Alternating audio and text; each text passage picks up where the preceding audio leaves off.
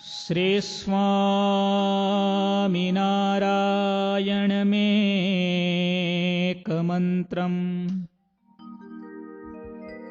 श्री स्वामिनारायण मेकतन्त्रम् श्री स्वामिनारायण मेकदेवम्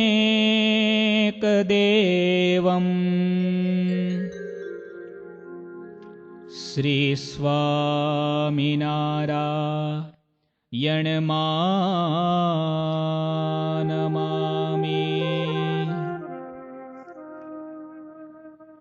ओम अवतारिणे श्री स्वामिनारायणाय नमो नमः। श्री सहजानन्दाय नीलकण्ठाय च नमो नमः। श्री गुरुचरणकमलेभ्यो नमो नमः।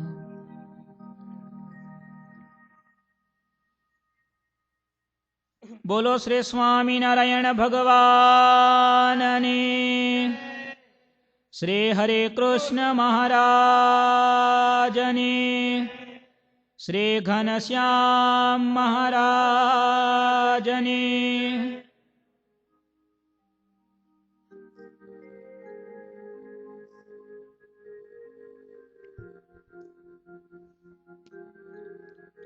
મંદિરમાં પ્રત્યક્ષ બિરાજમાન ઇષ્ટદેવ ભગવાન સ્વામિનારાયણ, પ્રાણ પ્યારા પૂજ્ય ગુરુજીના કૃપાપાત્ર ત્યાગ સ્વામી, આપ સર્વે ભક્તો, આવો વહાલા ભક્તો,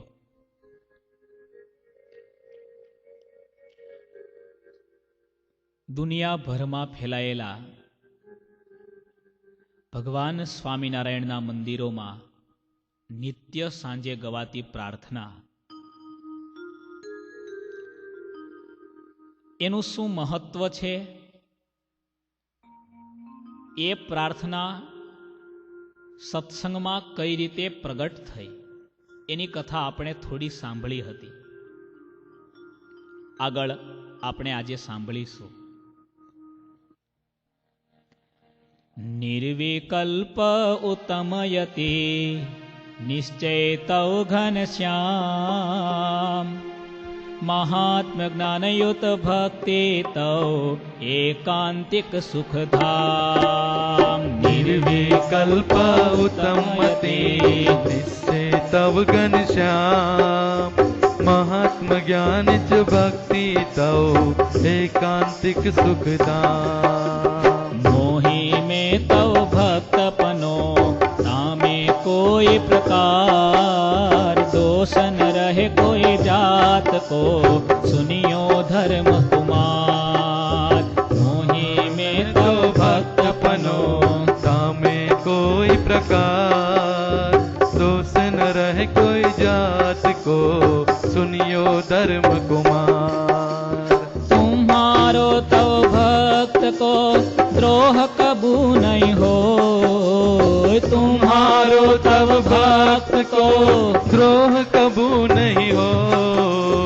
एकांतिक तव दास को दीजे समागम मोह. एकांतिक तव दास को दीजे समागम हो. नाथ निरंतर दर्शतौ तौ दासन को दास यही मागो करे विनय हरि सदा राखिए पार. नाथ निरंतर दर्शतौ तौ दासन को दास यही मांगू करी विनय हरि सदा राखियो पार. हे कृपालु हे भक्त पते भक्त वत्सल सुनो बात. हे कृपालु हे भक्त पते भक्त वत्सल सुन बात. हे कृपालु हे भक्त પતે ભક્તવત્સલ સુનો બા હે કૃપાલુ હે ભક્ત પતે ભક્ત વસલ સુન બાત. દયા સિંધુ સ્તવન કરી માગુ વસ્તુ સાત. દયા સિંધુ સ્તવન કરી માગો વસ્તુ સાત.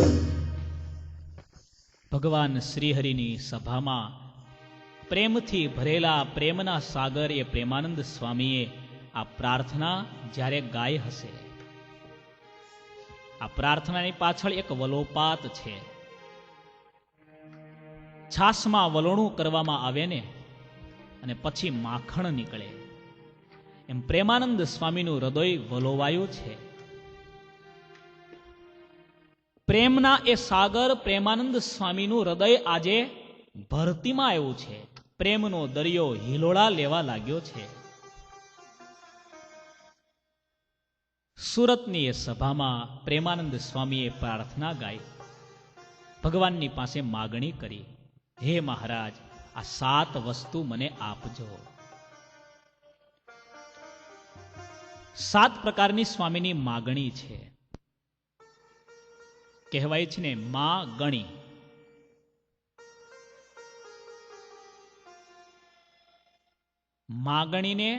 માગણીને માગવામાં આવે ને તો લગભગ માગણી બધું આપે. જીવનમાં શીખવા જેવું એ છે, ભગવાન પ્રસન્ન થાય. આપણા જીવનમાં ક્યારેક તક આવે તો શું માગવું જોઈએ? જૂના સંતો દ્રષ્ટાંત આપતા, રાજા નીકળ્યા હશે અને એક ડોસી મોટો ટોપલો, એમાં છાણ ભર્યું છે, મહેનત કરે છે, ઉચકાતો નથી ટોપલો.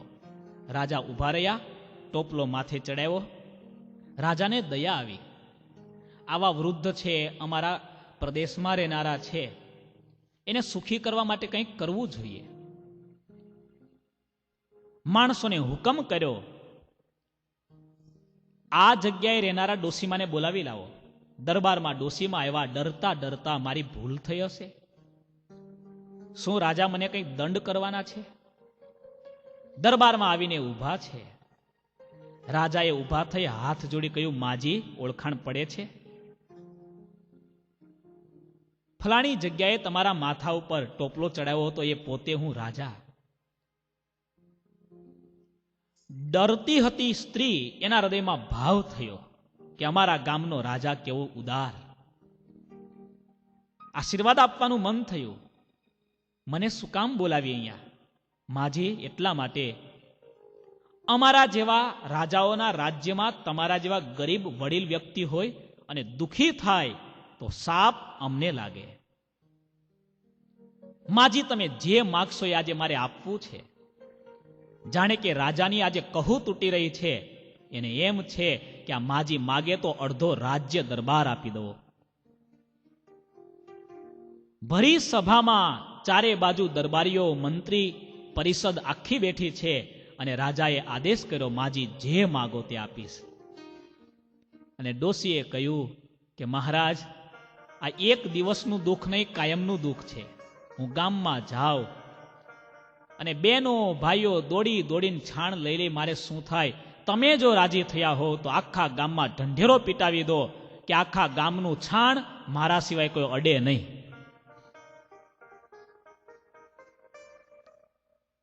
રાજા રાજી થયા ને તો એ ડોશીનો ટોપલો માથેથી નીચે ના ગયો. ભગવાન પાસે કંઈક માગતા શીખીએ. વગાડવાનું નથી, તમે ગાઓ આ પ્રાર્થના. આના શું શબ્દ છે? સ્વામીએ પ્રાર્થના ગાઈ, મહારાજે સાંભળી. સ્વામીને આપેલું એક નાનું એવું પ્રાયશ્ચિત, ભગવાને કરેલો એક નાનો દંડ. એ દંડ મહત્વનો નથી, પણ એની પાછળ સ્વામીનું હૃદય ભગવાનને માટે કેટલું ઝઝૂમે છે એ આપણે જોઈ શકીએ છીએ. વિક્રમ સંવત 1881, કારતક વદ 7મનો દિવસ છે. ભગવાન સુરતમાં આવ્યા છે. આ પ્રાર્થના ગાવામાં આવી. આ કથા દેશ વિદેશમાં કેટલી જગ્યાએ સંભળાઈ છે. દર શનિવારે લંડનમાં સભા હોય. આપણા લોયાધામ મંદિરમાંથી જ આપણે કથા કરીએ છીએ. ત્યાંના ભક્તો નિયમિત આ કથા વાર્તા વચનામૃતની આ કથા વાર્તાનો લાભ લે છે. એમણે એક સરસ પ્રશ્ન પૂછ્યો કે સ્વામી, વિક્રમ સંવત 1881 કારતક વદ સાતમના દિવસે, સાતમના આસપાસ, એમ કે તે દિવસે મહારાજ આવ્યા પછી 2-4 દિવસમાં પ્રાર્થના ગમે ત્યારે લખાણી. ગઈ સભામાં આપણે વાત કરી હતી, આ શિક્ષાપત્રીનો સાર છે. આખી શિક્ષાપત્રીનો પાઠ કરે અને એકલી પ્રાર્થના ગાય, બંનેનું સરખું ફળ. શિક્ષાપત્રીની બધી આજ્ઞાઓ, વચનામૃતનો પણ ટૂંકો સાર આ એક પ્રાર્થનામાં, બંને ગ્રંથો આખે આખા મુકાઈ ગયા. મને એમણે પ્રશ્ન પૂછ્યો, સ્વામી શિક્ષાપત્રી તો 1882માં લખાણી. કેવું ધ્યાનથી સાંભળે. શું કહેશો તમે, બોલો? શિક્ષાપત્રી 1882માં ફાઇનલ થઈ. મહારાજે ખરેખર શિક્ષાપત્રી ઘણા સમય પહેલા લખી નાખેલી. જુદા જુદા સમયે મહારાજે કાગળ દ્વારા હરિભક્તોને જે આજ્ઞાઓ કરેલી, સંતોને આજ્ઞા કરેલી, એના ખરડાઓ તૈયાર થયેલા, એ શિક્ષાપત્રી. શિક્ષા એટલે આદેશ. એ આદેશ જેમાં નોંધાયો હોય એવા પત્ર. એક જૂના સંતોની દ્રષ્ટિમાં 45 શ્લોકની પણ શિક્ષાપત્રી હતી. બહુ વર્ષો પહેલા મહારાજે થોડા શ્લોકો લખેલા, પછી એમાં સુધારો કરીને પાછી વધારે કરી અને ફાઇનલ સ્વરૂપ 212 શ્લોકની શિક્ષાપત્રી વડતાલમાં 1882માં મહારાજે વસંત પંચમીના રોજ તૈયાર કરી. કેવી અદ્ભુત પ્રાર્થના છે. આવો તમે થોડા શબ્દ ગાઓ. હ, પ્રેમાનંદ સ્વામીએ 7 વસ્તુ માગી. નાથ નિરંતર દર્શતૌ તૌ દાસન કો દાસ, એહી માગુ કરે વિનય હરી સદા રાખીએ પાસ. નાથ નિરંતર દર્શતૌ તૌ દાસન કો દાસ, એહી માંગુ કરી વિનય હરિ સદા રાખ્યો પાસ. અવાજ બધાનો આવવો જોઈએ. હે કૃપાલો હે ભક્ત પતે, ભક્ત વત્સલ સુનો બાત. હે કૃપાલુ હે ભક્ત પતે, ભક્ત વસલ સુન બાત. હે કૃપાલો હે ભક્ત પતે, ભક્ત વત્સલ સુનો બાત. હે કૃપાલુ હે ભક્ત પતે, ભક્ત વસલ સુન બાત. દયા સિંધુ સ્તવન કરી માગુ વસ્તુ સાત. દયા સિંધુ સ્તવન કરી માગુ વસ્તુ સાત. હે દયાનિધિ મહારાજ, આ 7 વસ્તુ તમારા સ્વરૂપનો ઉત્તમ નિર્વિકલ્પ નિશ્ચય આપો. મહાત્મ્ય જ્ઞાને સહિત એકાંતિકી ભક્તિ આપો. તમારા ભક્તપણામાં મારી એક તલ જેટલી કસર ન રહે. તમારા ભક્તનો ક્યારેય દ્રોહ ન કરું. તમારા એકાંતિક ભક્તનો મને નિત્ય સમાગમ મળે. હે મહારાજ, તમારા અને તમારા ભક્તના મને અખંડ દર્શન થાય. આજે હરિકૃષ્ણ મહારાજના દર્શન તો જુઓ. આ ગુલાબનો હાર પહેરીને ઉભેલા હરિકૃષ્ણ મહારાજ આપણને થોડી વાર વડતાલ ભૂલાઈ જાય ને એમ લાગે અહીંયા જ વડતાલ છે એવું લાગે. હા, સેવા કરનારા ભક્તોને આપણે ધન્યવાદ આપવી પડે. તમારા અને તમારા ભક્તનો મને અખંડ મારી આંખ એના દર્શન કર્યા કરે, અખંડ યોગ પ્રાપ્ત થાય. 7મી માગણી, હે પ્રભુ મને સદા તમારી પાસ રાખો, તમારી સાથે રાખો. ભગવાન પાસે માગતા આપણે શીખીએ. જરૂરી છે. આ ઘણાને નથી આવડતું. ઘણાને નહીં, મોટા ભાગનાને નથી આવડતું. ઘણા લિસ્ટ લાંબુ કરે. અમારા અમુક છોકરા હોય ને, એક્ઝામ આપવા જાય પછી એટલું બધું વાંચ્યું હોય, અને પછી આવે એટલે આપણે પૂછીએ કેવી ગઈ એક્ઝામ, તો કે સ્વામી બધું આવડતું હતું પણ ત્યાં બેઠો ને ત્યારે ભૂલાઈ ગયું, બહાર નીકળ્યા પછી જવાબ આવડી ગયા. લો શું કામના. શ્રાવણ મહિનામાં એક બ્રાહ્મણ બિલીપત્ર ચડાવવા જાય, મંત્ર બોલી અભિષેક કરી અને બિલીપત્ર ચડાવીને પ્રાર્થના કરે. ભોળાનાથ શંકરજી રાજી રાજી થઈ ગયા. બોલો ભૂદેવ શું આપું. ભૂદેવ વિચારમાં હતા, કેટલી માગણીનું લિસ્ટ કરેલું, શું માગું એમાં વિચારમાં ચડ્યા. ભોળાનાથ કે એક વરદાન આપીશ. એમને ખબર પડી ગયા છેતરવાના ધંધા છે આમાં. એક વરદાન આપીશ, ગમે તે એક માગો. આ લાંબી ચર્ચા ચાલી, એમાં પાછળ બીજા ભક્તો આવી ગયા, પણ શંકરજી પ્રગટ અને ભગત તો પ્રગટ હતા જ. એક વરદાન માગો. બ્રાહ્મણે કંઈ બિચારા બોલી ન શક્યા. છેવટે કીધું, મહારાજ હું ગરીબ છું, ઘણી બધી જરૂર છે, પણ તમે મને બાંધો છે એટલે એક માગણી કરું છું. મારા ઘરમાં 2 રૂમ છે, તો અંદરની આખી રૂમ પૈસાથી ભરાઈ જાય, ઘરનું એટીએમ.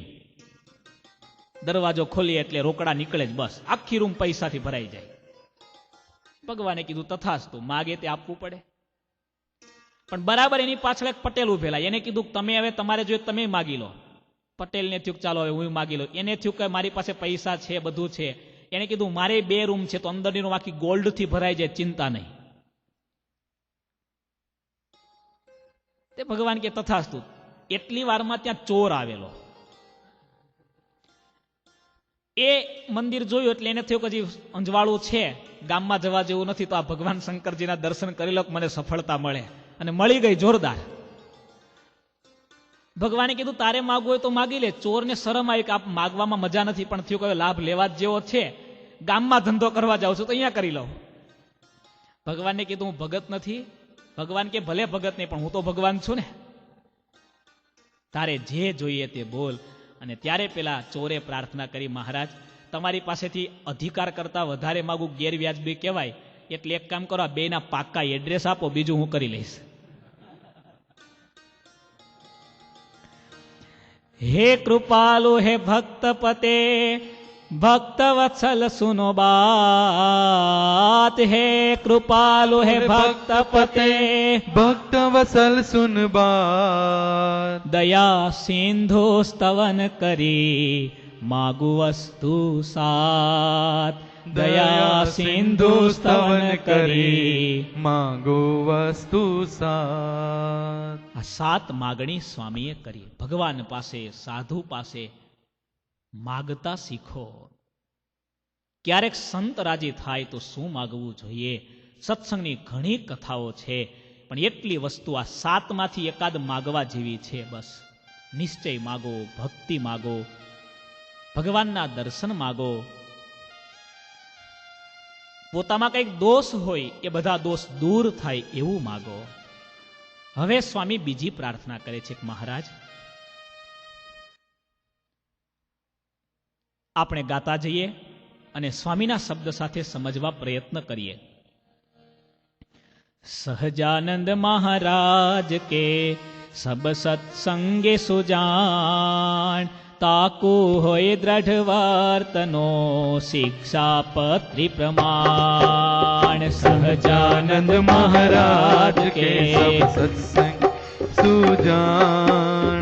તાકુ હોય દ્રઢ વર્તનો શિક્ષાપત્રી પ્રમાણ. सो पत्री में अति बड़े नियम एकादश जो.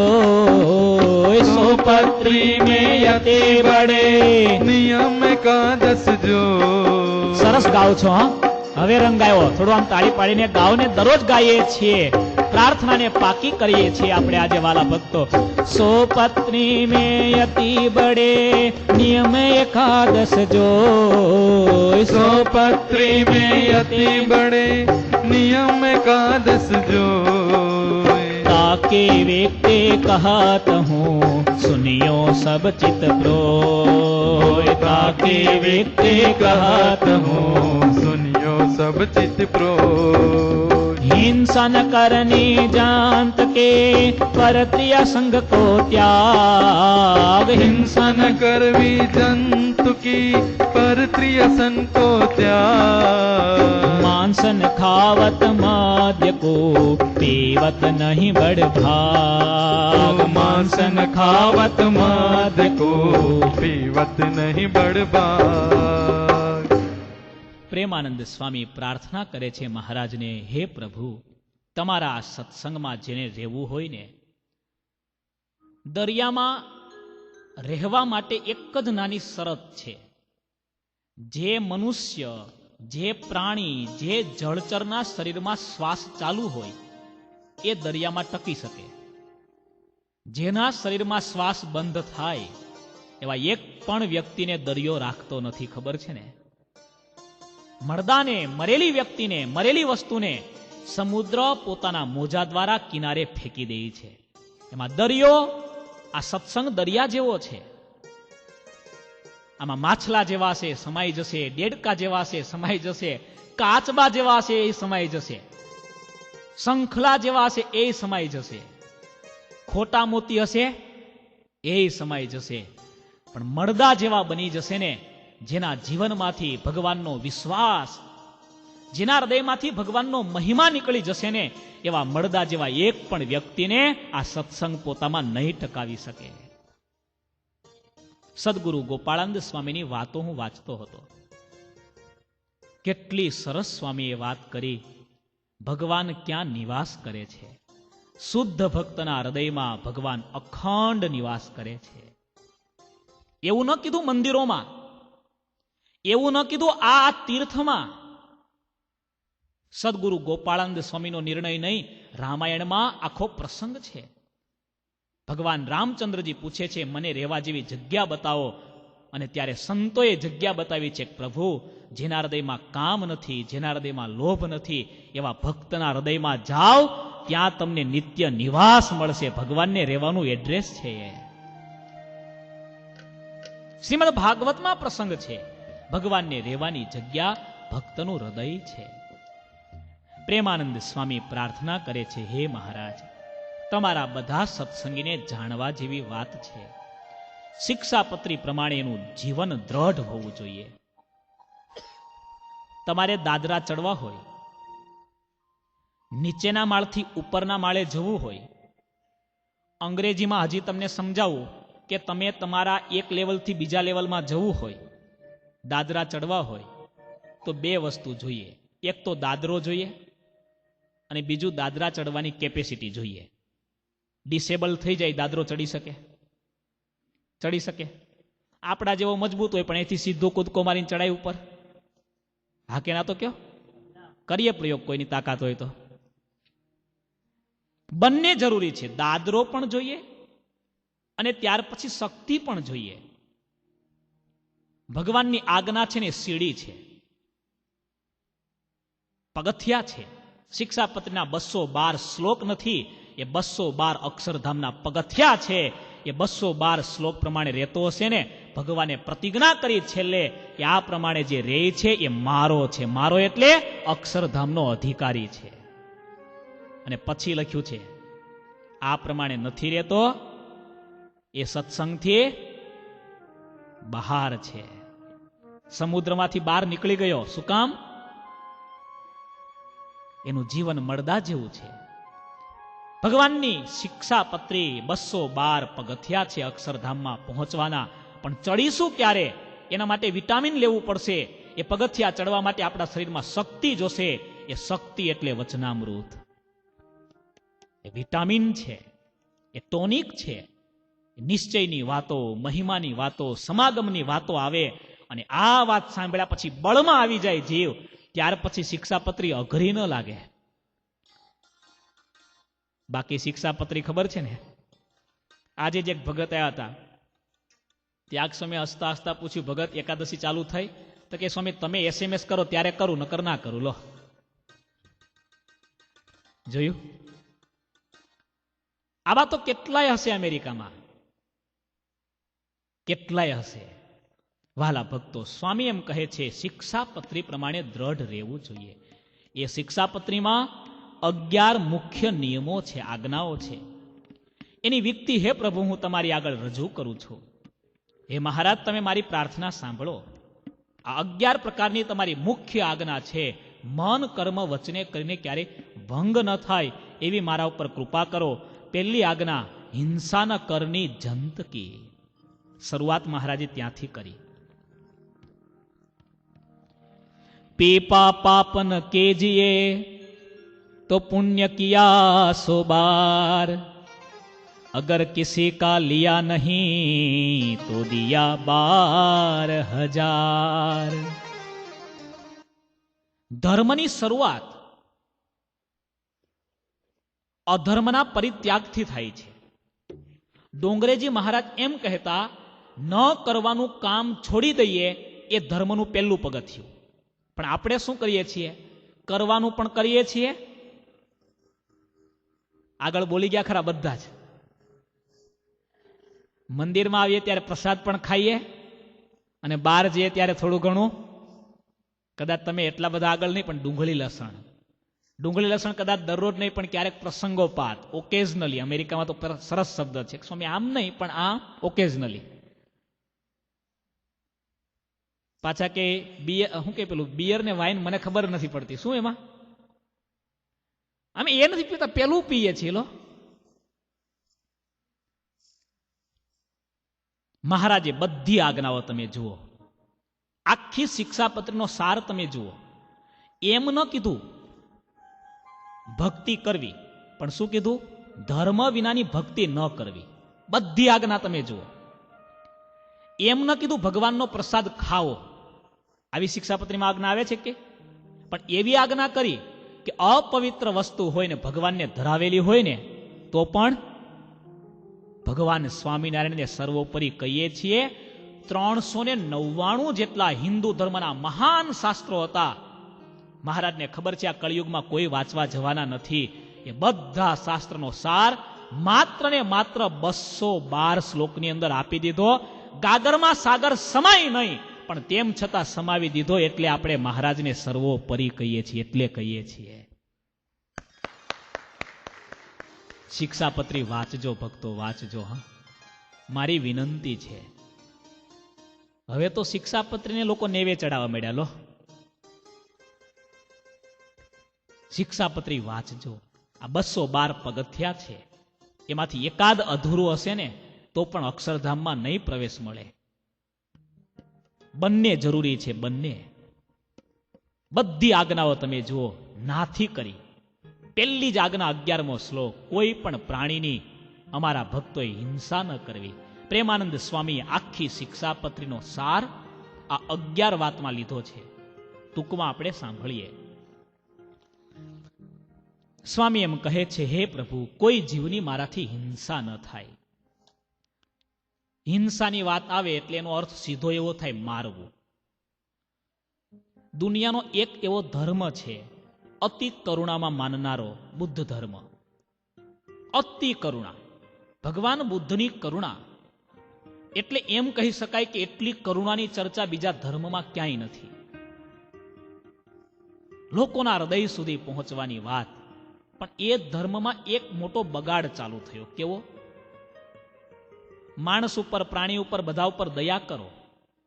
આપણે મારવાના નહીં, પણ બીજો કોક મારીને આપે તો વાંધો નહીં. એક એ બુદ્ધ ધર્મની ફિલોસોફી એવી ચાલુ થઈ છે. ભગવાન સ્વામિનારાયણની હિંસા કેવી છે? મહાત્મા ગાંધી અહિંસામાં માનતા. મહાત્મા ગાંધી અહિંસા ઉપર પુષ્કળ લખ્યું છે. મન, કર્મ અને વચનથી કોઈ પણની હિંસા કરવી, દ્રોહ કરવો એ પાપ છે. તમે કોઈ વિશે ખરાબ મનથી ચિંતવો છો એ પણ હિંસા છે. કોઈ માટે ખરાબ બોલો છો એ પણ હિંસા છે. કોઈના હૃદયને ઠેસ પહોંચે એવું બોલો છો એ હિંસા છે. ધર્મશાસ્ત્રમાં અલગ અલગ પ્રકારના પાપ લખ્યા છે. એમાં એવા પાપ લખ્યા છે જે વાચિક પાપ છે. જીભે કરીને કોઈને ગાળ દેવી એ પાપ છે. વડીલ વ્યક્તિને તુકારે બોલાવો એ પાપ છે. મહાભારતની કથા તમે જાણતા હશો. બહુ મોટી કથા છે. વડીલ વ્યક્તિને તુકારે બોલાવો એના માથા કાપવા બરાબર છે.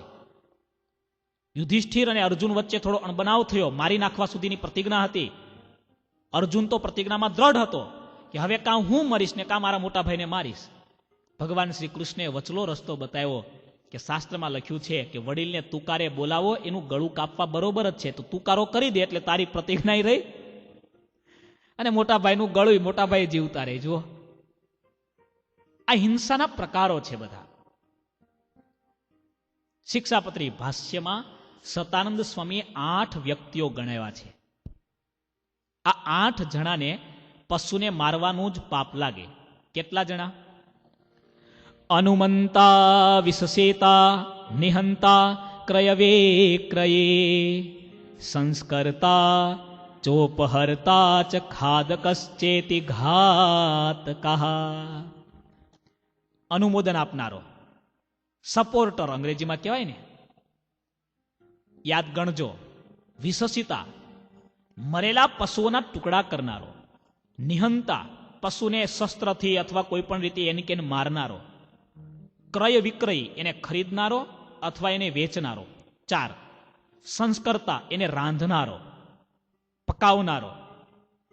6, ઉપહર્તા, એટલે કે એ પશુઓને એક જગ્યાએથી બીજે જગ્યાએ લઈ જનારા, ટ્રાન્સપોર્ટર. આ પણ આવી ગયા. 7, એને ખાનારો. ઓકે, 8 થઈ ગયા. અનુમોદન આપનાર, ટુકડા કરનાર, મારનાર, ખરીદનાર, રાંધનાર, ઉપાડી લાવનાર, વેચનાર અને ખાનાર. થયા 8. આ 8 પશુને મારવાનું જેટલું પાપ લાગે છે એટલા જ આ સરખા અધિકારી છે. કારણ કે તમે મારતા નથી, પણ બીજી રીતે તમારો સપોર્ટ મોટો છે. ઇકોનોમિક્સનો એક બહુ મોટો લો છે, કાયદો છે કે ડિમાન્ડ અને સપ્લાય એક લેવલથી ચાલે. જો ડિમાન્ડ જ ન હોય તો સામે એને સપ્લાય કરનારા માણસોને ધંધો છોડવો જ પડશે. આ વિદેશની દયાવાળી પ્રજાએ શું કર્યું છે કે બધા માણસોને મેસેજ આપે છે, તમે ફરના કપડાં બંધ કરો. શું કામ? તમે બંધ કરશો તો ડિમાન્ડ ઘટશે. ડિમાન્ડ ઘટશે તેના પ્રોડક્શન કરનારા એ ધંધો છોડી દેશે. જેને આપણે અટકાવી નથી શકતા એને આ રીતે પણ તમે અટકાવી શકો છો. તમે લો છો, તમે એમાં પૈસાનું ઇન્વેસ્ટમેન્ટ કરો છો, એન કેન પ્રકારે સપોર્ટ આપો છો, હિંસાનું જ પાપ છે. સતાનંદ સ્વામીએ આ શ્લોકનો વિસ્તાર ઘણો લાંબો કર્યો છે. મહારાજની ટૂંકમાં આજ્ઞા છે કે અમારા ભક્તોએ આવી કોઈ પણ પ્રકારની હિંસામાં જોડાવું નહીં. હિંસાનું તો કેટલું મોટું પાપ છે, તમે જ સાંભળ્યું છે. ગુરુજીએ શિક્ષાપત્રી ભાષ્યની કથા કરી, તમને ખબર છે. ભગવાન સ્વામિનારાયણ બેઠા છે, બોચાસણના કાશીદાસ પટેલ સભામાં બેઠા છે અને મહારાજને ખબર કે આમને ત્યાં ગળીના કુંડમાં ગળી પકવવામાં આવે, એમાં ઝીણી ઝીણી જીવાતની પુષ્કળ હિંસા થાય અને એ હિંસા પુષ્કળ પ્રમાણમાં થાય આ મહારાજ જાણે છે. એટલે મહારાજે વાત કરી છે. સુરાખાચાર્ય રમૂજમાં મહારાજને કહ્યું, મહારાજ તમારા 2 હરિભગતને ત્યાં મોટા મોટા કુંડ છે. કયા ભગત? એક ધર્મરાજા, એના ઘરે મોટા મોટા કુંડ છે, એમાં જીવતા માણસોને નાખીને મારે. કોઈને ભાલાથી, ચીપિયાથી સળગાવી નાખે, નદીમાં નાખી દે. મોટા મોટા કુંડ છે ધર્મરાજાને ત્યાં, એ તમારા ભગત છે. અને બીજા આ બાજુમાં બેઠા એ ભગત તમારા, એમને ત્યાં મોટા મોટા કુંડ છે અને એ કુંડમાં કેટલા જીવજંતુઓને મારે છે, દરરોજ મારે છે, આટલું પાપ કરે છે. ભગત સમજી ગયા અને તે દિવસથી પ્રતિજ્ઞા કરી, મહારાજ આજથી આ ધંધો બંધ. શાંતિલાલ બાપા સત્સંગના એકાંતિક ભક્ત, હમણાંની વાત, એકાંતિક સ્થિતિવાળા બહુ મોટા જસ્ટિસ હતા. પણ ચાંદલો કરે, કંઠી પહેરે, અખંડ વચનામૃતનો અભ્યાસ, હરિભક્તો સત્સંગ કરવા આવે, દર્શન કરવા આવે, સુખી હતા, અતિ સુખી હતા. હરિભક્તોને મદદ કરે પણ હરિભક્તોનું પાણી પણ ન પીવે. એકવાર હરિભક્તોએ પ્રાર્થના કરી, બાપા કાલે એકાદશી છે, અમારા આ કેળા તમે વાપરો. બસ ના પાડી, નહીં ભગત. અતિ આગ્રહ કરો, આમાં આ તો બાપુ આટલી અમારી સેવા તો સ્વીકારો. અને ત્યારે બાપાએ એમ કહ્યું કે તમારા આ કેળા મારે નહીં ચાલે. અરે પણ દાદા, અનાજ હોય તો એમાં પાપ થવાની શક્યતા છે. ફળ કે ફૂલમાં પાપ થવાની શક્યતા જ નથી. આ કેળામાં એવી કોઈ અપવિત્ર વસ્તુ જ નથી, કોઈને ન ચાલે. સારું ભગત, કાલે એકાદશી છે ને, આ તમારા કેળા કેમ ન ખવાય સાંભળો. તમે આ કેનાથી લાવ્યા? અરે બાપા, પૈસાથી લાવ્યા. બીજી કઈ રીતે લાવવાના? પૈસાથી ખરીદીને લાવ્યો છું, ચોખ્ખા છે, સારા માણસની ત્યાંથી લાવ્યો છું. સારું, તમે પૈસા ક્યાંથી લાવો છો? અરે બાપા, મારી પોતાની ફેક્ટરી છે, બરફની મોટી ફેક્ટરી છે. એ ફેક્ટરી તમે જાણો છો, એ બિઝનેસમાં જે પૈસા આવે એમાંથી આ હું લાવું છું. તમારી ફેક્ટરીનો બરફ શું કરો છો તમે? એ હું કંડલા બંદર મોકલું છું. કંડલા બંદરમાં એ બરફનો શું ઉપયોગ થાય છે ખબર છે તમને? મરેલી માછલીને ફ્રોઝન કરવા માટે બરફ વપરાય છે. અને એ બરફ, એના પૈસા તમે લાવ્યા, એમાંથી આ કેળા લાવ્યા, અને આ હિંસાનું ફળ એ જો હું ખાવ તો મારી એકાદશી બળી જાય. ભગત, આ કેળા નહીં ચાલે. હરિભગતની આંખમાં આંસુ આવી ગયા કે આવું સમજાવનાર મને કોઈ નથી મળ્યા. તે દિવસથી આખી ફેક્ટરી બંધ કરી દીધી. આવા સત્સંગીઓ આપણા સત્સંગમાં થયા. વિચારો. ગુરુજી ડલાસમાં હતા. કથા છે એટલે વાત કરીશ. ડલાસમાં હતા. ગુરુજીએ કથામાં વાત કરી, હિંસાનો પ્રસંગ હશે. વેચનાર પણ પાપ કરે છે, લેનાર પણ પાપ કરે છે. આ બધું પાપનું શાસ્ત્રમાં લખ્યું છે, એટલે છે એ તો છે જ. દારૂ માટે એવું લખ્યું છે, કે ભાઈ વેચવામાં પાપ નહીં, એવું લખ્યું છે પાછું શાસ્ત્રમાં. કે કોઈક એવો પ્રદેશ છે ત્યાં એના ગ્રાહક હોય, બરાબર. જો કે એમાંય હિંસા ઘણી બધી છે, પણ માંસ માટે જેટલું લખ્યું છે એટલું દારૂ માટે પીવાનો નિષેધ પુષ્કળ છે. વ્યક્તિગત નિષેધ વધારે છે, કારણ કે એમાં વ્યક્તિગત નુકસાન છે વિશેષ. ગુરુજીએ વાત કરી, એક સત્સંગી ભક્તને મોટો સ્ટોર હતો. મૂળ વડતાલ ગામના છે હરિભગત. એમને લાગી આવ્યું, આખો સ્ટોર એમણે બંધ કરી દીધો. આજે પણ ડલાસમાં છે. પછી ગિફ્ટ આઇટમ છોકરાઓ માટે એનો એને સ્ટોર ચાલુ કર્યો. એ પણ આપણા સંતો ત્યારે હતા, એમની હાજરીમાં ચાલુ કર્યો. પણ વાલા ભક્તો, હું કહેવા એ માગું છું, મહારાજની 212 આજ્ઞાઓ એ અક્ષરધામના પગથિયા છે. પ્રેમાનંદ સ્વામીની માગણી છે, મહારાજ તમારા શિક્ષાપત્રીની આ મુખ્ય 11 આજ્ઞા, એમાં ક્યાંય હું કાચો ન ઉતરું. શિક્ષાપત્રીમાં મહારાજે હિંસાનું કેટલું સૂક્ષ્મ સ્વરૂપ પકડ્યું છે. ચામડાના કોષમાંથી નીકળેલું પાણી એ પણ પીવા યોગ્ય નથી, કારણ કે ચામડાની થેલીમાં ભરેલું પાણી એ પણ અપવિત્ર થાય છે. પશુનું ચામડું છે, એ પાણી જો આપણે વાપરીશું તો એન કેન પ્રકારે પશુની હિંસામાં આપણે પણ અનુમોદન કર્યું છે. માટે એ પાણી પણ ન પીવું, ચર્મવારી પણ ત્યાગ કરવો. પ્રેમાનંદ સ્વામી બીજી પ્રાર્થના કરે છે, મહારાજ પરસ્ત્રીનો સંગ એનાથી મને હંમેશા દૂર રાખજો. આ તમારા તમામ સત્સંગી ભક્તોને આ આજ્ઞાની દ્રઢતા કરાવજો. આ પાપ તો મોટું છે જ, અત્યારે જાણો જ છો. એમાં ભગવાનના ભક્ત માટે બ્રહ્મચર્યનો ભંગ એના જેવું કોઈ મોટું પાપ નથી.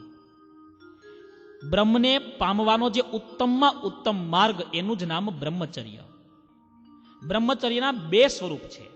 એક એ સ્વરૂપ છે પૂર્ણપણે ભગવાન સિવાય જેનું લક્ષ્ય નથી, એ બ્રહ્મચર્ય, જે ત્યાગાશ્રમમાં સંતો એ રસ્તે ચાલે છે. પણ જેનો ત્યાગ અને વૈરાગ્ય એટલો દ્રઢ નથી, એ પછી ગ્રહસ્થાશ્રમમાં જાય અને પોતાની આસક્તિ વાસનાને કેન્દ્રિત કરી દે અને પરણેલી સ્ત્રી સિવાય તમામ સ્ત્રીને માં, દીકરી અને બેન સમાન ગણીને વ્યવહાર કરે, તો એ પણ ત્યાગી જ છે, એટલું એને ફળ મળે છે. શિક્ષાપત્રી ભાષ્યમાં તો એવું લખ્યું છે, પરસ્ત્રીનો સંગ કરનાર એ સ્ત્રીના શરીરમાં જેટલા રોમ છે એટલા વર્ષ સુધી નરકને વિશે યાતનાને ભોગવે છે.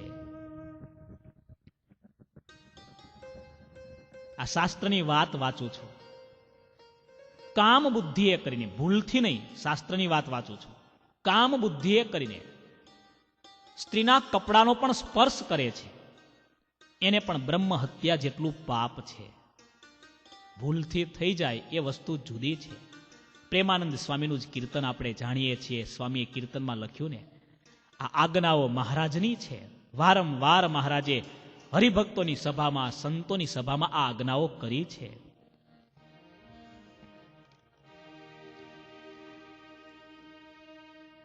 બાઈઓ દેખીને ભાઈઓ છેટેરા ચાલે રાજ, અક્ષરના વાસી વાલો આવ્યા યવની પર. આ ભગવાન સ્વામિનારાયણનો દિવ્ય સત્સંગ છે. આ મંદિરોમાં પુરુષો અને બહેનોની સભા અલગ થાય છે. ઘણાના મનમાં પ્રશ્ન હોય છે કે સ્વામી, તો શું અક્ષરધામમાં આવવું હશે? આ લોકમાં જુદા બેસશો ને તો અક્ષરધામમાં ભેગા જ બેસવાનું છે. પણ આ લોકમાં બહુ ભેગા થવાનો જો ટ્રાય કર્યો ને, માટે થોડી આપણે હરિભગત ગુણાતીતાનંદ સ્વામી કેવું સરસ લખે, જેમ ઢોરને ચારનારો હોય, ગાયો ભેંસો બકરાને ચારનાર હોય, એ બધા પશુઓને ચરવા માટે લઈ ગયો હોય ત્યારે એને એમ થાય, પશુઓ ભૂખ્યા થાય ત્યારે ઘાસ ખાવા લાગે અને પોતે ભૂખ્યો થાય તો એમ વિચારે કે આ પશુઓ છે એટલે ઘાસ ખાય છે, પણ હું તો માણસ છું, મને ભૂખ લાગી છે પણ મારાથી ઘાસ ન ખવાય. એમ કુસંગીને ફેલ ફતુર કરતા જોઈ ભગવાનના ભક્તને એમ વિચાર આવવો જોઈએ, આ તો કુસંગી છે, આ બધા ઢોર જેવા છે, એ ભલે ઘાસ ખાતા પણ હું તો ભગવાનનો સહજાનંદી સિંહ છું, હું મરી જાઉં પણ મારાથી ઘાસ ન ખવાય.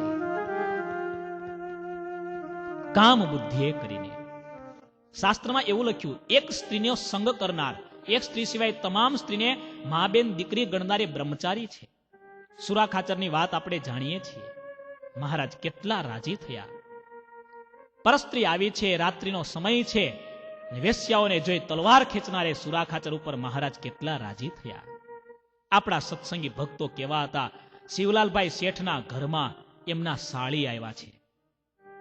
કેટલા દિવસો, 15 દિવસ થઈ ગયા, પીરસવા આવે છે દરરોજ. પોતાના ઘરમાં છે, સમીપ સંબંધની સ્ત્રી છે, પણ નજર ઊંચી કરીને જોયું પણ નથી. 15 દિવસ પછી શિવલાલભાઈને ખબર પડી કે તમે ક્યારે આવ્યા? 15 દિવસથી આવ્યો છું, દરરોજ તમને પીરસું છું.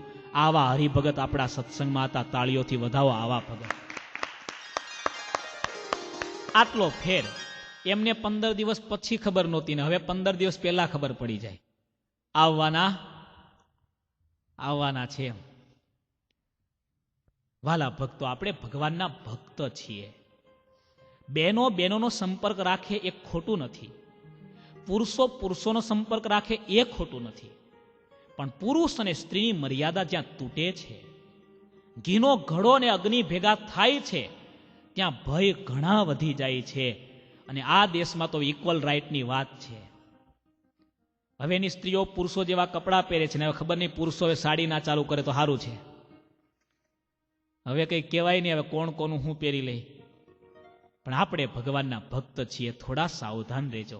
આપણા ઘરમાં, હરિભક્તોના ઘરમાં પોશાક આપણા હિન્દુસ્તાન જેવો હોવો જોઈએ, આપણા દેશ જેવા કપડાં હોવા જોઈએ, આપણા દેશ જેવી ભાષા બોલાતી હોવી જોઈએ, ઘરની અંદર આપણા દેશ જેવું વાતાવરણ હોવું જોઈએ. બાકી આ શિક્ષાપત્રી નથી પડાતી.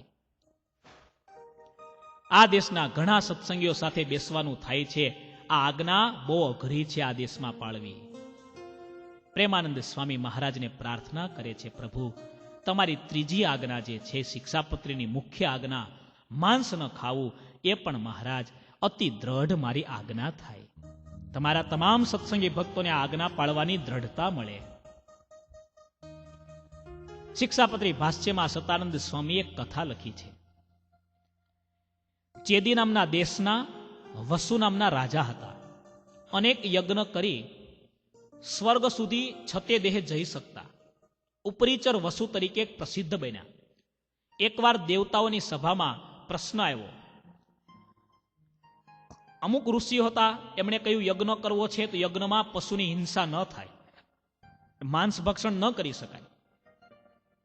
અમુક જે દેવો હતા, રસાસ્વાદી દેવો હતા, આસક્ત જીવો હતા, એમણે પ્રતિપાદન કર્યું કે યજ્ઞને વિશે હિંસા કરવી એ તો વેદોમાં લખેલો ક્રમ છે.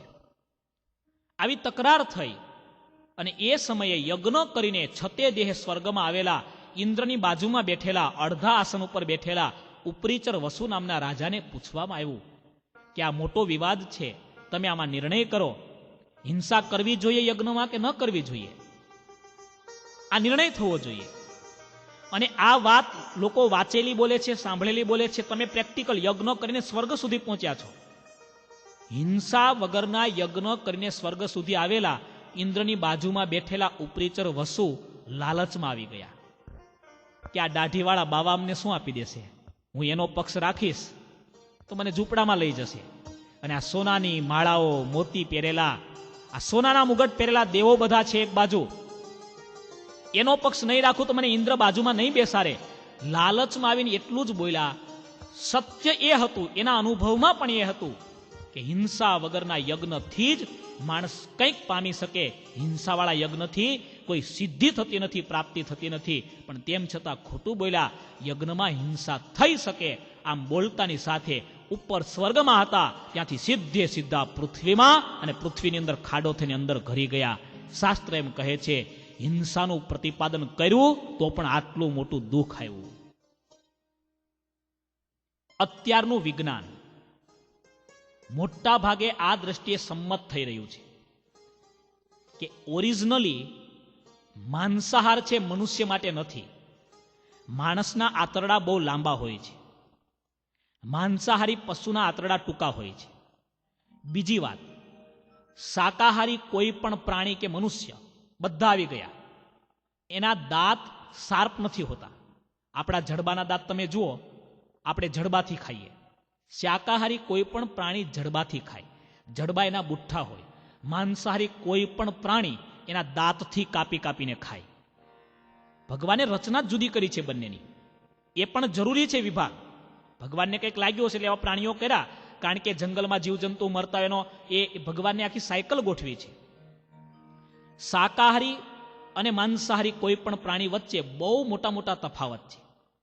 કોઈ પણ શાકાહારી મનુષ્ય અથવા પ્રાણી પણ, તમે એમાં ગાય લો, ગાય શાકાહારી ગણાય ને, ગાય લો.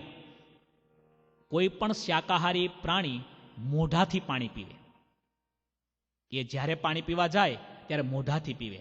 અને કોઈ પણ માંસાહારી દુનિયાનું પશુ એ પાણી પીવે ત્યારે જીભ બહાર કાઢીને જીભથી ઉલેચીને પાણી પીવે. આવા ઘણા તફાવતો છે. અત્યારે મેડકાઉ ડિસીઝ તમે જાણો છો, ગાયને લીધે આખી દુનિયામાં ફેલાણો.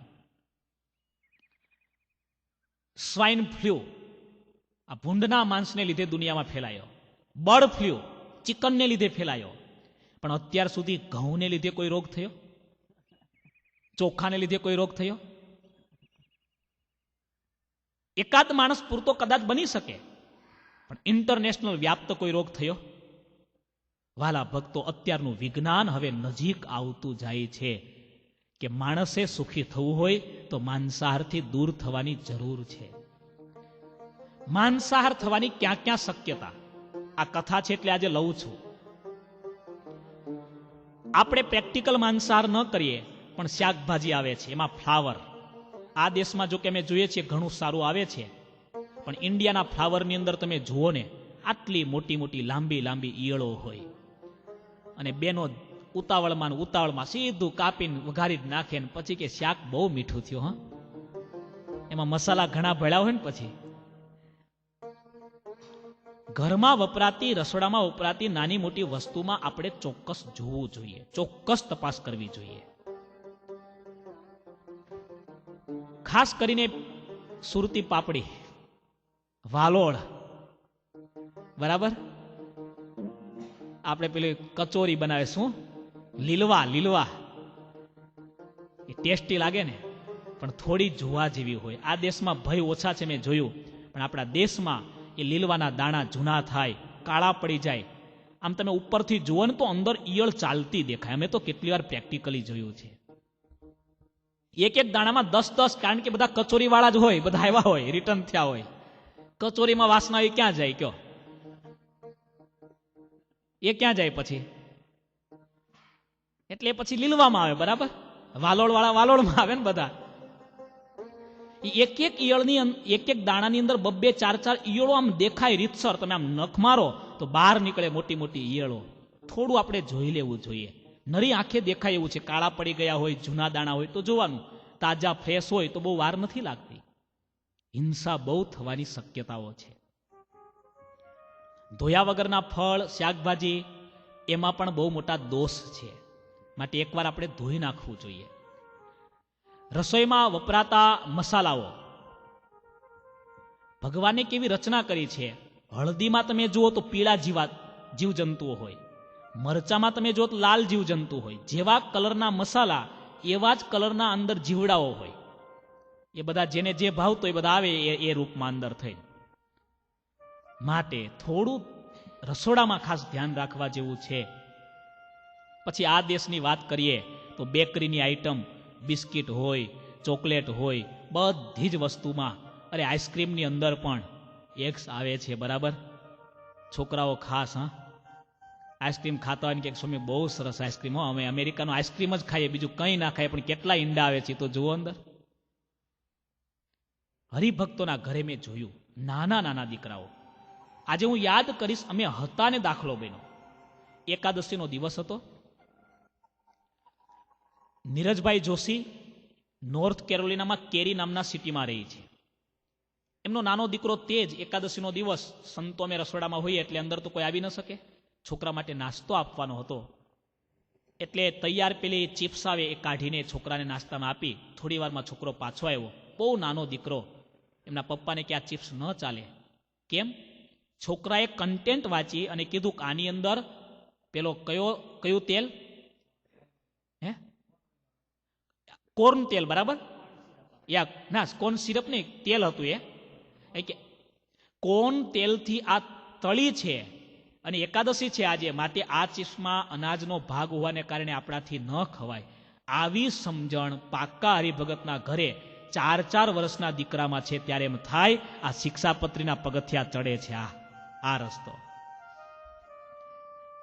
બાકી ચિપ્સની અંદર પેલું લાડ ને ભગત, આશિત ભગત, શું ચિપ્સ લાડમાં તળેલી આવે. લાડ એટલે પશુની ચરબી, ખરાબમાં ખરાબ, ગંદામાં ગંદી વસ્તુ. બટેકાની ચિપ્સ કહેવાય, પણ એના કરતા ચિકન ખાઈને સારું. એટલી ગંદી વસ્તુ એ લાડ એટલે કેટલી ખરાબ વસ્તુ, પશુની ચરબી. અને કઈ રીતે ચરબી બનાવવામાં આવે? માત્ર ને માત્ર સસ્તામાં વસ્તુ વેચી શકાય અને લોકોને ઝાઝા પૈસા મળે. એક બિઝનેસ જે ચાલુ થયો ખાવા પીવાની વસ્તુમાં, એમાં એટલા બધા બગાડ આવે છે, એટલા બધા. How to earn more money, બરાબર.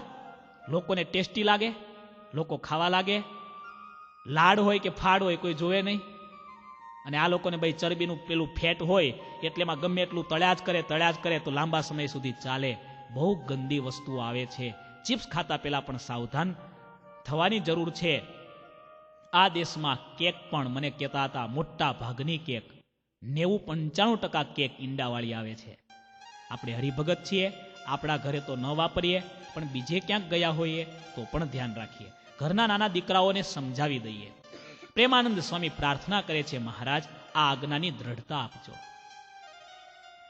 ચોથા નંબરની સ્વામીની પ્રાર્થના છે, હે મહારાજ, કોઈ પણ રીતે એન કેન પ્રકારે હું દારૂની તમારી જે આજ્ઞા છે એમાં દ્રઢ થાવ. આ પ્રેમાનંદ સ્વામી તો મહાન સંત છે, એ કઈ દારૂ નથી પીવાના, પણ તેમ છતાં આખી શિક્ષાપત્રીને સ્વામીએ લઈ લીધી. મહારાજ, કોણ ક્યારેક ગાંડો થાય, ક્યારેક જાણે અથવા અજાણે ભૂલ થઈ જાય. માટે મહારાજ દયા કરજો, આ આજ્ઞા હું દ્રઢતાથી પાળી શકું. જૂનામાં જૂનું દુનિયાનું વ્યસન હોય તો દારૂ. અંગ્રેજીના કોઈ લેખકે એવું લખ્યું છે, અગ્નિમાં પડીને માણસો નથી મર્યા, કૂવામાં પડીને માણસો નથી મર્યા, યુદ્ધના મેદાનમાં જેટલા માણસો નથી મર્યા એના કરતા ઝાઝા માણસો એક નાની એવી બોટલમાં પડીને મરી ગયા છે. માણસના મગજ ઉપર કાબુ જતો રહે અને એ કાબુ ગુમાવ્યા પછી કેટલી બરબાદી, નુકસાનો થાય છે આપણે જાણીએ છીએ. એટલે તો અમેરિકામાં પણ કહેવાય છે ને કે ભાઈ દારૂ પીને drink and drive is offence, એવું ને. પેલો કયો DUI ને, હા બોલો, હમણાં એક છોકરો જેલમાં ગયો, ખબર પડી DUI માં, ડ્રિંકિંગ અંડર ઇન્ફ્લુએન્સ, એવું કઈક. આ જે માનીએ ચાલો, બરાબર, DUI, બરાબર ને. આ દેશ થોડો પ્રેક્ટિકલ વધારે પડતો છે. તમે ઘરમાં પીવો, બહાર નીકળીને નહીં. પણ ભગવાન સ્વામિયાણે કીધું તમે ઘરમાં પીશો તો બહાર પીવાના જ છો. બરાબર. હવે તો એવું કે છે, એવી ટેબ્લેટ નીકળી છે કે આમ દૂરથી પોલીસ જોઈ એટલે મોઢામાં નાખી દે 2-3 એટલે મોઢું ચોખ્ખું થઈ જાય, પેલા ફૂંક મારે તો દેખાય નહીં. પછી અમે ફરીએ એટલે આ બધા એક્સપિરિયન્સ જાણવા મળેલો. કદાચ પોલીસને છેતરી શકો તમે, મમ્મી પપ્પાને છેતરી શકો તમે, પણ આ ભગવાનને નહીં છેતરી શકો.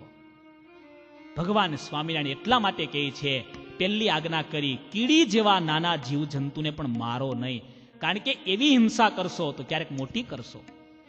અજાણે પણ દારૂ પીવો નહીં, ખાનગીમાં પણ પીવો નહીં, કારણ કે ખાનગીમાં પીશો તો ક્યારેક જાહેરમાં પીવાના જ છો. મહારાજે આ આજ્ઞા કેટલી દ્રઢતાથી પડાવી છે હરિભક્તો પાસે. મહારાજના સમયના એક દરબાર સત્સંગી ભક્ત થયા. અંતિમ સમય હતો, મહારાજ ધામમાં તેડવા આવ્યા. મહારાજ દર્શન આપે છે, સામે ઊભા છે સંતો હરિભક્તો. દરબારના શરીરમાં અસહ્ય વેદના છે. મહારાજ તમે દયા કરીને પધાર્યા. મહારાજ બસ હવે તમારી રાહ જોઉં છું, તમારી સાથે ધામમાં ચાલુ. મહારાજ અંદર નથી આવતા. અરે મહારાજ નજીક આવો, દયાળુ આવો. મહારાજે કહ્યું, ભગત તમારા ઓરડામાં દારૂ પડ્યો છે. હરિભગત થયા હતા ઘણા વર્ષોથી. સાંભળતાની સાથે એમને આઘાત લાગ્યો, મારા ઓરડામાં દારૂ ના હોય મહારાજ, અમે અંતર્યામી છીએ, તપાસ કર. કેટલા વર્ષોથી દારૂ છોડી દીધો છે, આખો દરબારગઢ દૂધથી ધોઈ નાખ્યો છે, કોઈ મારો મિત્ર પણ દારૂડિયો રાખ્યો નથી, ક્યાંથી દારૂ? માણસોને પૂછ્યું, બધાએ ના પાડી. એક દાસીને પૂછ્યું, દાસીએ કીધું, બાપુ આપણા ઘરમાં દારૂ હતો ને, જૂનું દારૂ મેં મૂકી રાખ્યો છે, ક્યારેક કોઈક બીમાર થાય તો દવામાં ચાલે, અને તમારા આ પટારાના તળિયે મેં સંતાડીને મૂક્યો છે. અને બાપુનો મગજ ગયો કે કાઢ ત્યાંથી બહાર. જૂનો દારૂ રૂમમાં હતો, ભગવાને પ્રવેશ ન કર્યો. એટલા માટે કે મહારાજને આ ગમતું નથી. પ્રેમાનંદ સ્વામીની એકે એક પ્રાર્થના સમજવા જેવી છે. પ્રેમાનંદ સ્વામી આગળ પ્રાર્થના કરે છે, મહારાજ વિધવા કુસ્પર સત નહીં, કરતન આત્મઘાત, ચોરી ન કરની કાહુ કે, કલંક કોઈ ગુલગાત. વિધવા કો સ્પર્શત નહીં, કરતન આત્મઘાત, ચોરી ન કરવી કાવ કી, કલંક ન કોઈ નું લગાત. નિંદત નહીં કોઈ દેવ કો, બિન ખપતો નહીં ખાત. નિંદત નહીં કોઈ દેવ કો, બિન ખપતો નહીં ખાત. નિંદત નહીં કોઈ દેવ કો, બિન ખપતો નહીં ખાત. નિંદત નહીં કોઈ દેવ કો, બિન ખપતો નહીં ખાત. વિમુખ જીવ કે બદન સે, કથા સુની નહીં જાત. વિમુખ જીવ કે વદન સે, કથા સુની નહીં જાત. પ્રેમાનંદ સ્વામી પ્રાર્થના કરે, હે પ્રભુ વિધવાનો સ્પર્શ કરવો એ પણ શાસ્ત્રમાં નિષેધ છે. ઘણાને આ કીર્તન ગાતા આવડતું ન હોય. આમ તો ઝાઝા ભાગની આપણી પ્રાર્થના છે ને લોલે લોલમાં ચાલતી હોય, તાળી પડાતી હોય, સંગીત સરસ મજાનું વાગતું હોય, પેટમાં થોડી ભૂખ લાગી ગઈ હોય, મન તો ડાઇનિંગ ટેબલ ઉપર બેસી જ ગયું હોય, સીટ નક્કી કરી લીધી હોય, પેલી ખુરચી ઉપર આપણે બેસવાનું. ઘણા તો એવું બોલે, વિધવા કો ફુરસત નહીં. ઝાઝા ભાગના આવું જ ગાનારા છે.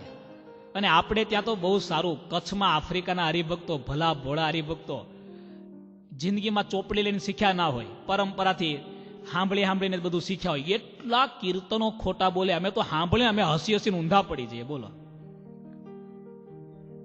અમુક કીર્તનો તો અમારે એક્ઝામ્પલ તરીકે આપવા હોય ને તમને, ભલા ભોળા હરિભક્તો ભાવથી પ્રેમથી ગાતા હોય, ભગવાન એને સ્વીકારે છે, શબ્દનું મહત્વ નથી, પણ આ આજ્ઞા છે એટલે આને આપણે ભાર આપીએ. વિધવા કો ફુરસત નહીં, વિધવાને બિચારા ફુરસત જ હોય. મહારાજ કેવું ખોટું થોડા લખવા આવ્યા છે? એમાં વંદુના પદ ગાતા હોય, ઓહો, ચેષ્ટામાં તો વાત જ નહીં પૂછવાની. ચેષ્ટાનું જો પેપર લેવામાં આવે બરાબર, તો 100 માંથી 1% ના આવે કદાચ, ઘણાને તો આમ બોલી જાય આખી ચેષ્ટા. જો કોઈ લોલે લોલ બોલનારા હોય, તમારા ને અમારા સંતોમાં એવું થાય, ગાડી ચાલુ થઈ જાય તો ચાલુ થઈ જાય, પણ જો અટકી ગાડી, ઘણી વખત ગુરુજીની સાથે હવે ગાડીમાં જતા હોય ને ખબર નહીં, ક્યારેક બધા સંતો એક સાથે સ્ટોપ થાય, બ્રેક લઈને એક સાથે ભૂલમાં બ્રેક લઈને પછી સ્ટાર્ટ થવી અઘરી પડે. એ ધક્કા ગાડી જેવું, પછી બધા એકાબીજા સામું જોઈએ, ત્યાં તો પતી ગઈ વાત. પણ આપણી સ્તુતિ, સંતોએ જે ચેષ્ટા લખી છે, સંતોએ જે સ્તુતિના પદો લખ્યા છે, સંતોએ જે સવારના પ્રભાતિયા પદો લખ્યા છે, કીર્તન ભક્તિના એકે એક પદ હૃદયમાંથી નીકળેલી વાણી છે. વેદોના મંત્રમાં જે તાકાત છે એવી તાકાત નંદ સંતોના ભક્તિ પદોમાં છે. વિધવાનો સ્પર્શ એટલા માટે ન કરવો જોઈએ, એમાં બે ભય છે. એક સ્ત્રીના ધર્મમાંથી એ પડે એ ભય છે, અને બીજી રીતે પોતાના મનમાં પણ ભય છે, કારણ કે માણસનું મન ચંચળ છે. માટે ધર્મ બંનેનો સાચવવા માટે ડબલ ભય છે. પોતાના સમીપ સંબંધની સ્ત્રીમાં કોઈ વિધવા હોય તો દરેક વ્યક્તિ એનું પોષણ કરવું જોઈએ, એનો ધર્મ સચવાય, એની તમામ ઈચ્છાઓ પૂરી થાય, એને કોઈ જગ્યાએ આધાર ન લેવો પડે, કોઈના દબાવમાં ન આવે, એના માટે સમીપ સંબંધની વ્યક્તિ ધ્યાન નથી રાખતી તો શાસ્ત્ર પ્રમાણે ગુનેગાર છે.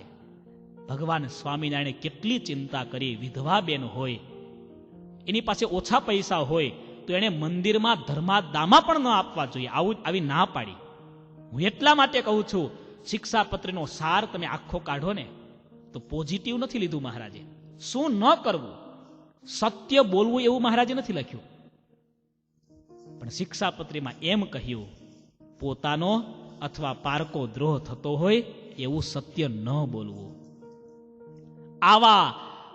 આવા દયાળુ મહારાજ, બધા શાસ્ત્રમાં ચારણી મારી મારીને એનો સાર કાઢીને આપણને આપનાર મહારાજ, એકવાર તાળીઓથી વધાવા જોઈએ. એકવાર શિક્ષાપત્રી ઊંડાણથી તમે વાંચો ને, તમને અનુભવ થશે કે મહારાજે શું આજ્ઞાઓ કરી છે.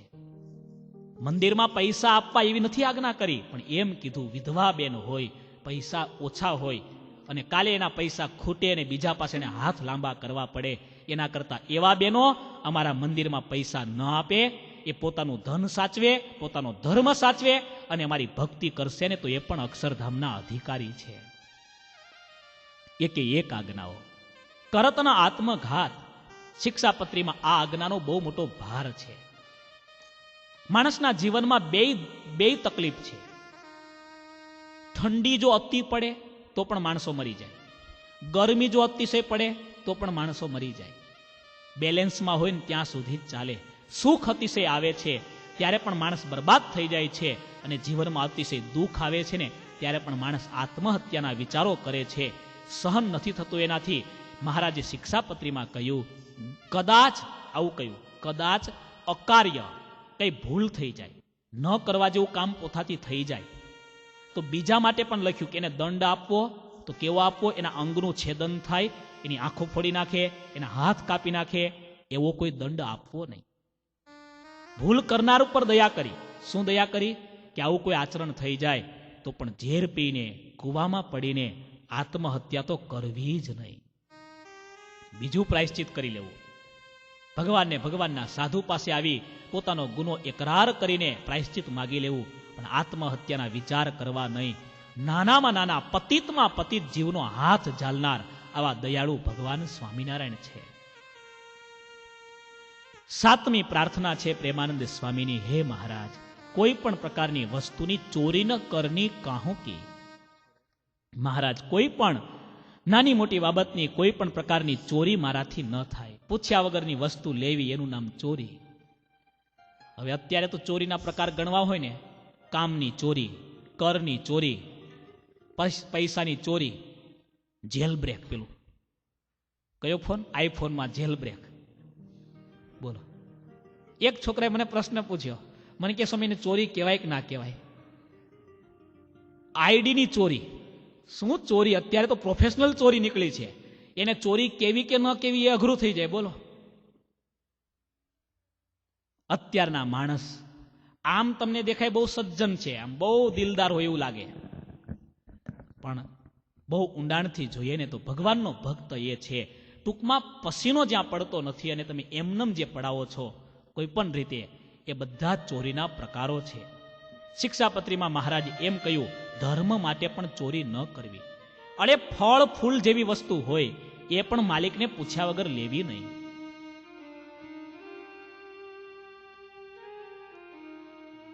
સભા ચાલતી હતી, સુરા ખાચર મોડા આવ્યા. મહારાજે પૂછ્યું, ભગત કેમ મોડા પડ્યા? અરે મહારાજ, ખેતરનું કામ આજે બધું અટવાઈ ગયું હતું. શું થયું? ખબર નહીં મહારાજ, રાત્રે કોઈ માણસ આવ્યો ને અમારા બળદ ચોરી ગયો એટલે મોડું થયું. મહારાજને દયા આવી. મહારાજ કે તો ભગત આજે તમારું આખો દિવસ કામ બંધ રહેશે નહીં? ના ના મહારાજ, હું ઉપડ્યો અને ગામમાં આટો મારો, કોકના 2 લઈ આવ્યો. મહારાજ કે પણ તમે અમારા ભગત થઈને 2 ચોરી આવ્યા? મહારાજ તમે મને ઠપકો આપો છો, પેલો 1 લઈ ગયો એને ઠપકો નથી આપતા.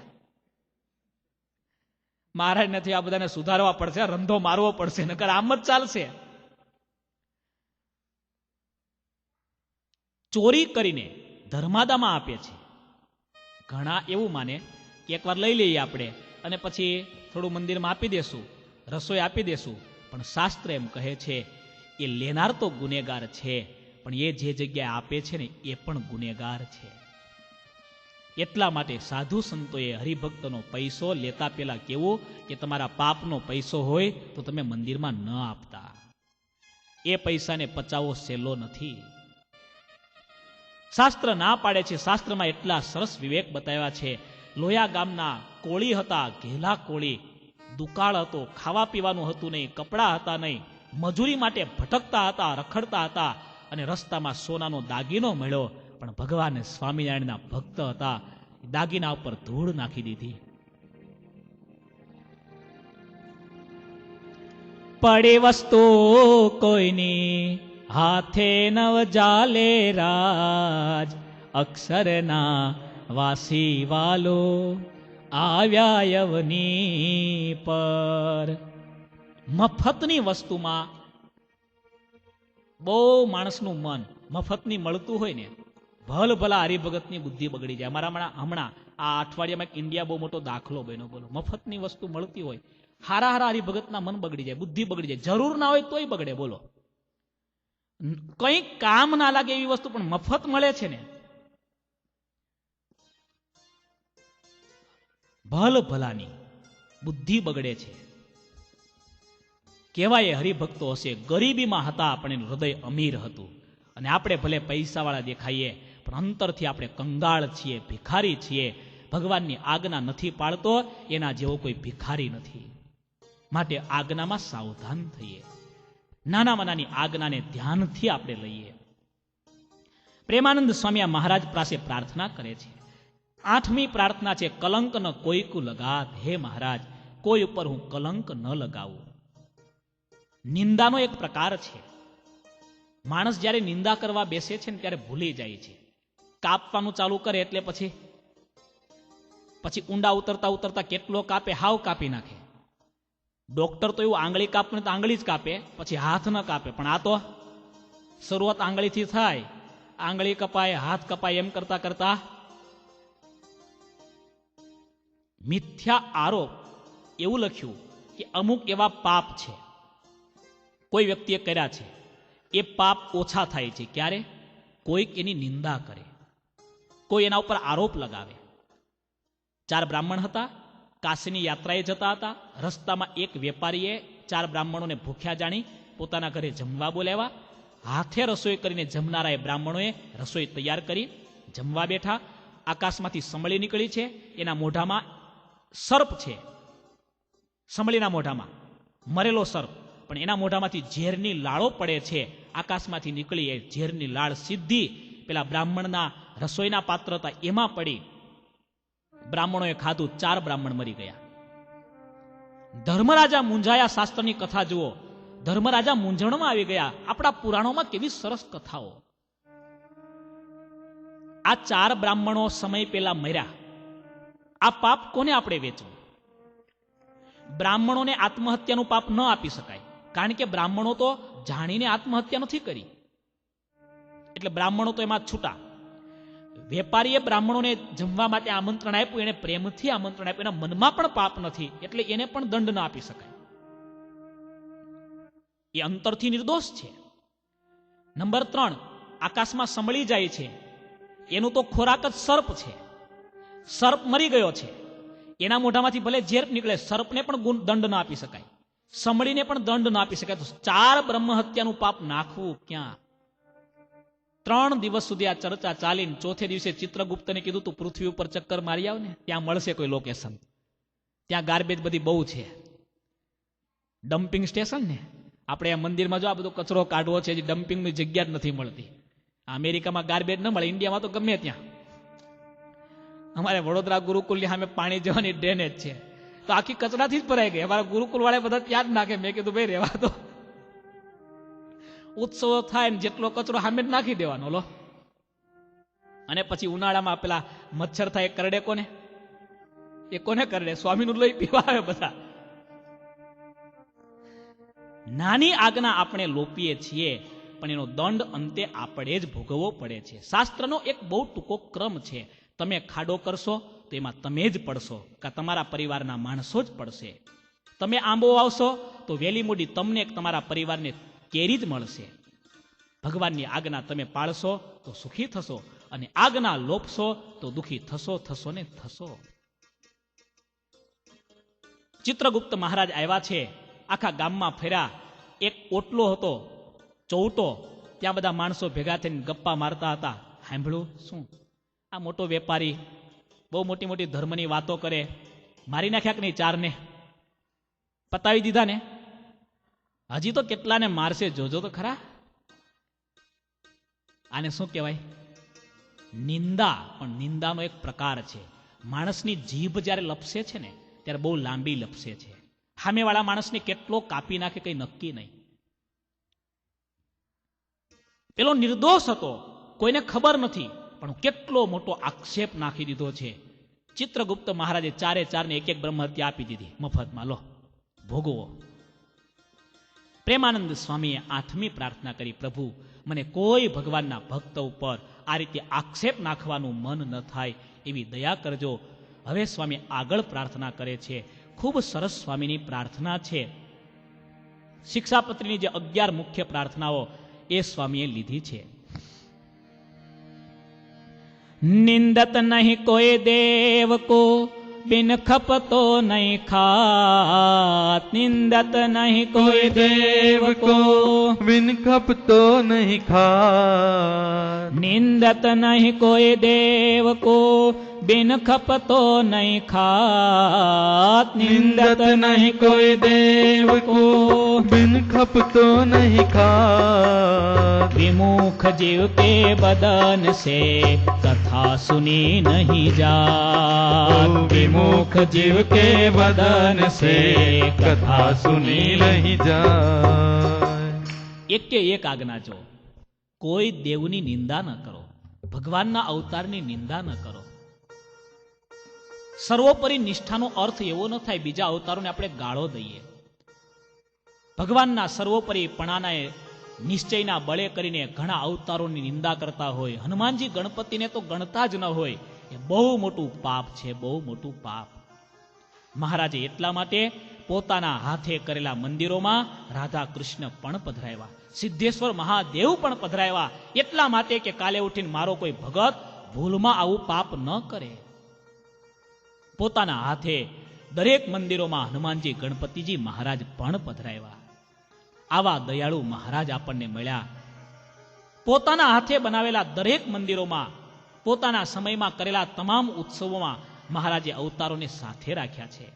અવતારોની, ભગવાનના સ્વરૂપોની નિંદા ન કરવી. બિન ખપતો નહીં ખાત. જેના હાથનું ખપતું ન હોય એના હાથનું ખાવું નહીં. રોટી અને બેટીનો વ્યવહાર જૂના સમયમાં બહુ મર્યાદિત હતો.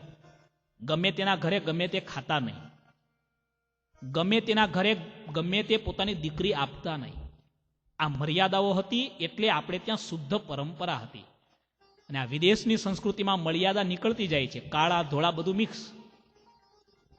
કેટલું પણ તમે જુઓ કલ્ચર. કૂતરાઓનું ધ્યાન રાખે છે કે આલ્સેશિયન ડોગનું જનરેશન ખતમ ન થવું જોઈએ, પણ તમારા દીકરાનું જનરેશન ખતમ થાય એનું જુઓ ને થોડું. એ દીકરો ક્યાં ક્યાં જાય થોડું ધ્યાન રાખો ને. બિન ખપતો નહીં ખાત.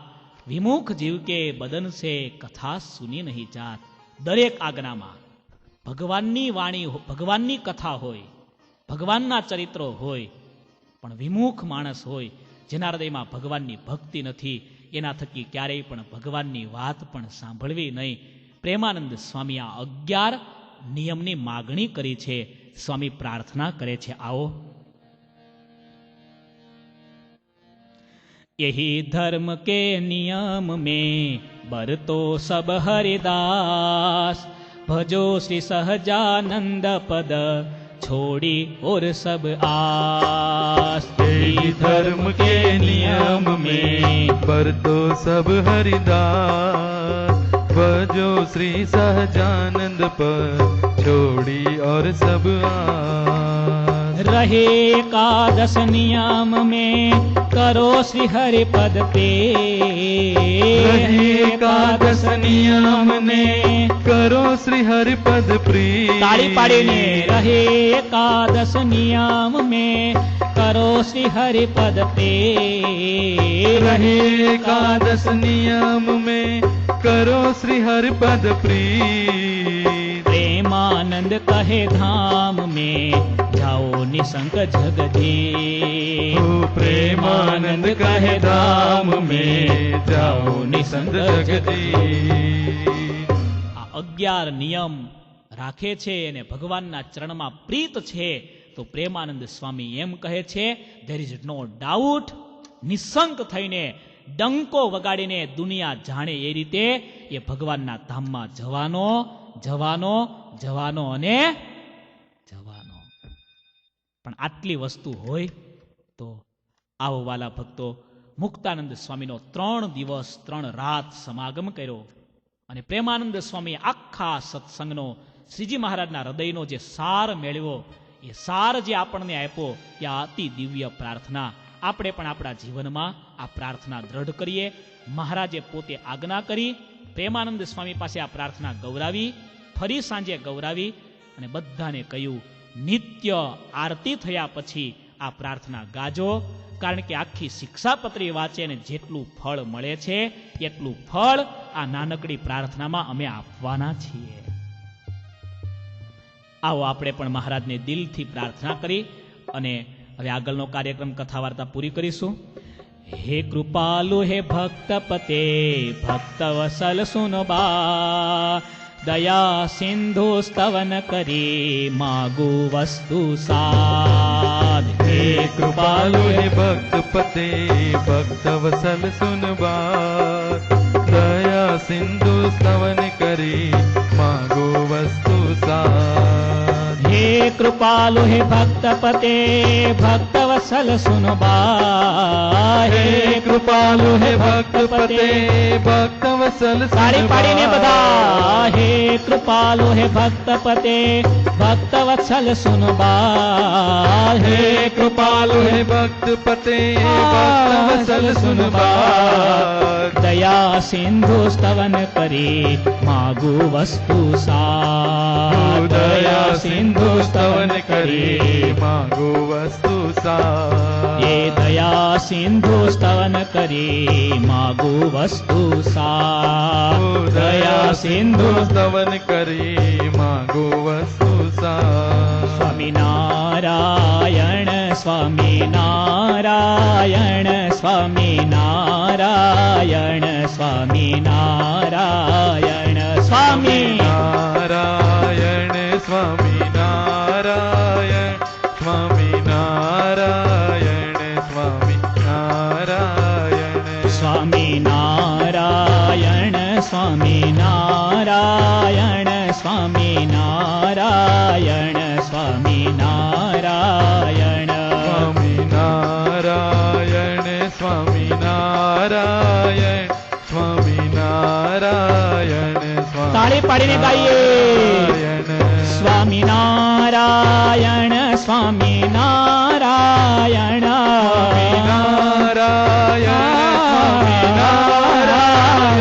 સ્વામિનારાયણ સ્વામિનારાયણ નારાયણ સ્વામિનારાયણ સ્વામિનારાયણ સ્વામિનારાયણ સ્વામિનારાયણ સ્વામિનારાયણ સ્વામિનારાયણ સ્વામિનારાયણ સ્વામિનારાયણ